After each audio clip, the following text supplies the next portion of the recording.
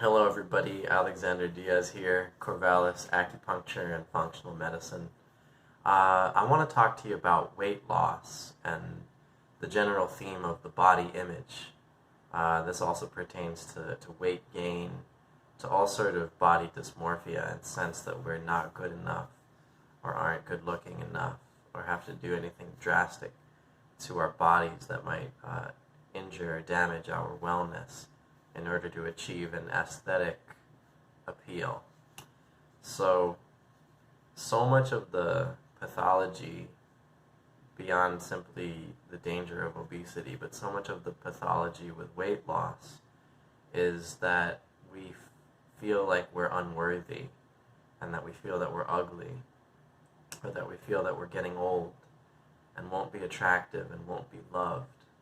And that's why this is $1 trillion industry to do weight loss via pills, by speed, by drugs, by starving yourself, by working out super hard that you hurt your body. It's because everybody wants to be loved. It's the primary human need. And so every single being on this planet deserves love simply by nature of their existence. And every single being is worthy of love, not because of how they look, but because of what they give and how they serve and how they give love.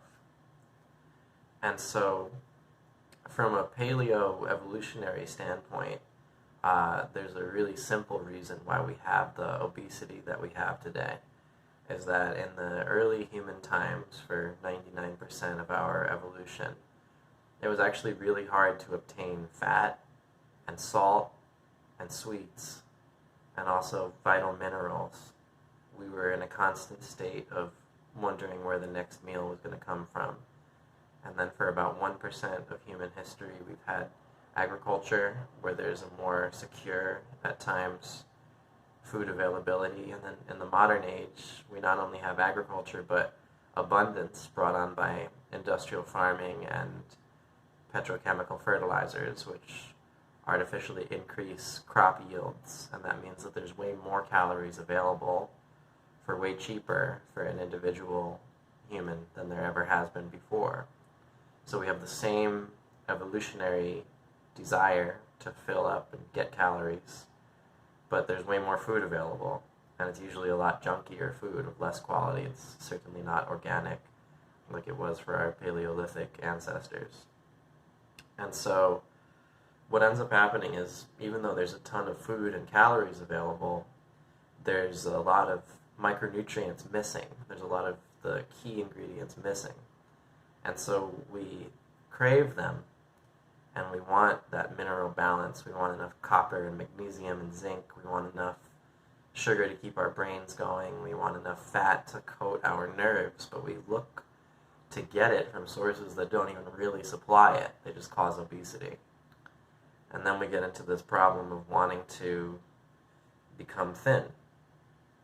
And so our cultural basis in the United States is a sort of Judeo-Christian culture, and it has a pervasive meme of privation, suffering, self-flagellation, martyrdom.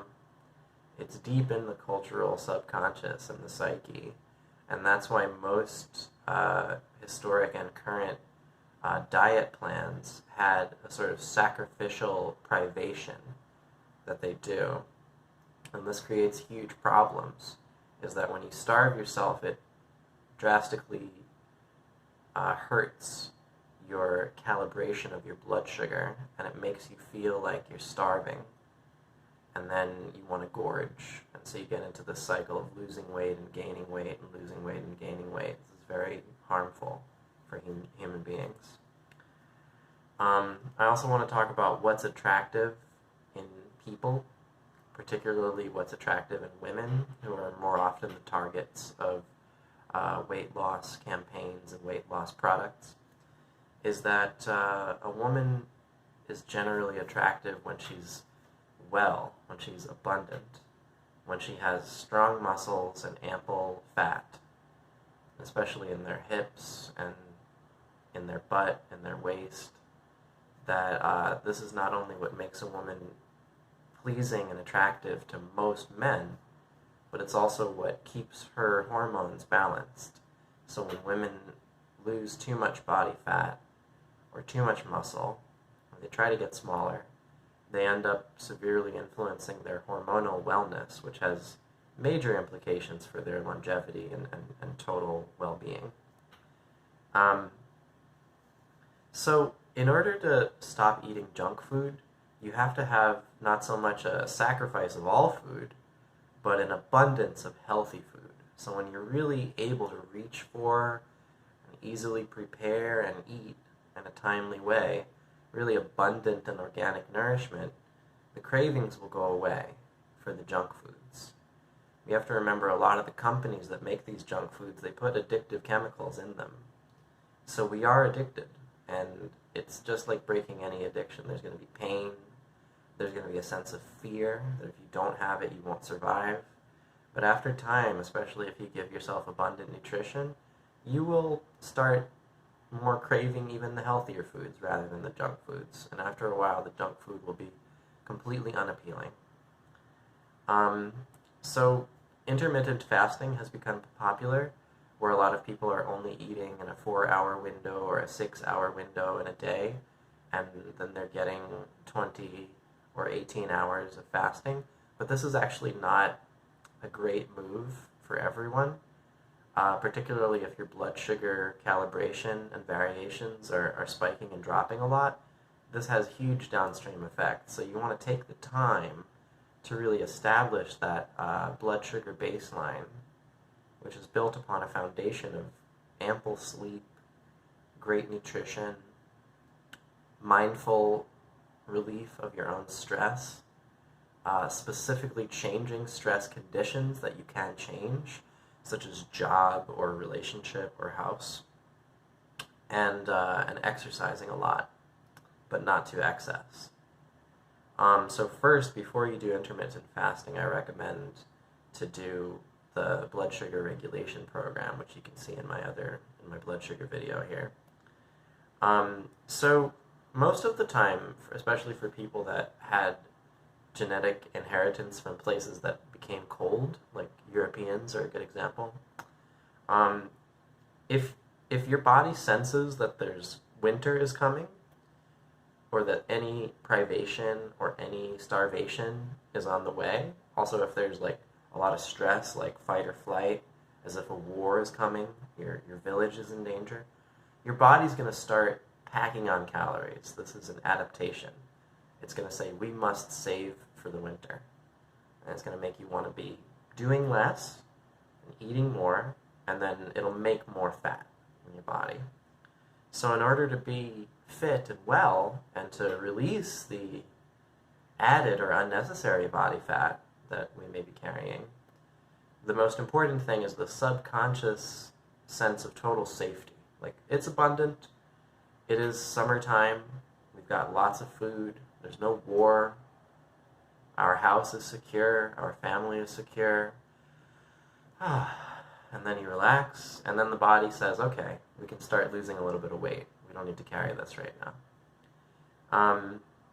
Another really important thing is that weight and weight gain is not just about calories in, calories out, as we used to think about it. A lot of weight gain is the body sequestering toxins, taking a toxic substance and surrounding it with adipose fat, and then mobilizing that fat so it moves it to an area as far away from the heart and lungs and brain as it can be. So the body does a good job of clearing out these cholesterol and these phlegm-based toxins. They often come from pollution or from the inability to digest certain foods because maybe the food is genetically modified or toxic in and of itself, or maybe because our digestive system is not up to the power and up to the level of fire to digest that clean food. But for whatever reason, we're getting these phlegms and these toxins, and the body wants to pack them away. So first, preventing yourself from uptaking these toxins by choosing a clean diet and by living in a clean place and cleaning up your indoor air. It's really important. But second is by detoxing. So I recommend in the gut microbiome video, I recommend colonics. You can hear more about it there. And in like lymphatic drainage, which is like very softly moving your lymph energy, bouncing, moving your body, dancing, swimming. There's a lot of ways that we can get these toxins out. Most importantly is that your bowel function is moving well and is supported by wholesome, real sources of fiber, and that your kidney system is moving well, and that you're urinating correctly and preventing dehydration by ensuring adequate liquid intake. And then the most important thing about weight loss is just movement. We have, unfortunately, a very sedentary lifestyle. People sit to drive to work. They often sit at work, and then they sit when they get home for their leisure time. But humans are meant to be active, very active. So check out my video on training principles.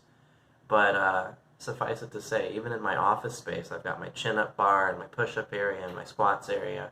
So between every single task that I complete, I'm doing a workout set, and then working out every day in the morning, and then walking almost every evening. And so I really recommend that as much as we can, we have a very active and mobile lifestyle. There's always things you can do to increase that, but the more you move, the less you really have to worry about weight gain. If you're really moving your body and you're really getting around like the paleo ancestor was, weight gain should really not be a problem. So just introducing yourself to exercise without hurting oneself. There's a lot of boot camps and CrossFits and other very intense types of exercise. They really get appealing if you're not loving yourself to do some self-punishment. You know, something that's intense and that hurts and that you feel wiped out at the end of it, but you may end up truncating your trajectory, you know, your path to wellness if you hurt yourself. So I recommend be very nice to yourself when you exercise, you know. The only time you should be bitter is probably like in a fight for your life. But other than that, you know, exercise should be fun, with good breathing, enjoyable, good posture, to the limit of what you're capable of that day, and you will grow in it. But really exercising quite a lot, and then eating immediately after you exercise. So if you exercise, your blood sugar will drop. And then you want to get that new calories into your body within about 30 minutes. If you don't, you mess up your blood sugar calibration. So the main thing I just want to share is just love yourself. You know, some people are very heavy, and they really need to lose weight to protect their heart. You know, they need to lose weight to protect their life, and so that they can get around. Or maybe they need to lose weight so that if their child is in danger, they can act quickly and save that child or somebody else that they love. You know, for whatever reason, we want to be healthy and fit, and obesity is like a huge challenge. It's bigger than it's ever been before. You know, check out the diet video. You get a lot of information there on what's clean to eat and what's not. And then the last thing I want to talk about is thinking that you're too small, which is more often the case for a lot of men, is that we think that we should be these like brawny, muscular beefcakes. And what ends up happening is we're often encouraged to eat tons of protein, because you do gain muscle faster when you eat lots of protein and work out enough. But the problem is that protein is very hard on the kidneys. So you're essentially trading long-term kidney wellness for like short-term aesthetic beauty, and it's a really slippery slope to like, oh, I just need to get a little bigger. I just need to get a little bigger. Once I get abs, people will love me, is a common thing that I've heard a lot of young men say. Women will love me when I get the abs. And really, it's a lot of delusion. Partners, women, they're looking for somebody who loves themselves and who can hold them and show them how to love themselves. And so by all means, fitness is great, you know, work out, but do it for your wellness and do it for your feeling good and for your ability to do things in the world, to serve and to heal and to work and to play, to share with the ones you love the wellness of your own healthy spirit. So anyways, questions, comments, concerns available below in the link, the email. Just really wishing everybody super well. Love yourself, and it's really possible to get very fit pretty fast. You just do it steady, and you nourish yourself abundantly. So blessings to everyone. Thank you so much.